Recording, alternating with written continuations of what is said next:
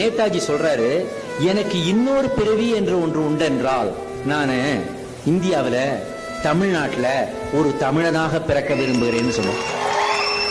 அது ஏன் சொன்னார் தெரியுமா?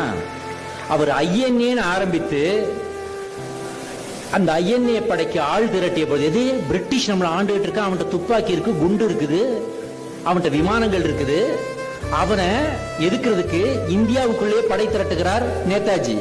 அப்ப அதுல போய் சேர்ந்தது யார் தெரியுமா? வீர குணம் கொண்ட தமிழர்கள் தான். எனக்கு உதவி வேணும்னு கேட்ட உடனே தமிழ் தாய்க்குலங்கள் என்ன பண்ணாங்க தெரியுமா? பர்மாவில் கையில, கழுத்துல, காதுல, மூக்குல இருந்த நகைகளை எல்லாம் கழட்டி அவருடைய பாதத்துல போட்டாங்க.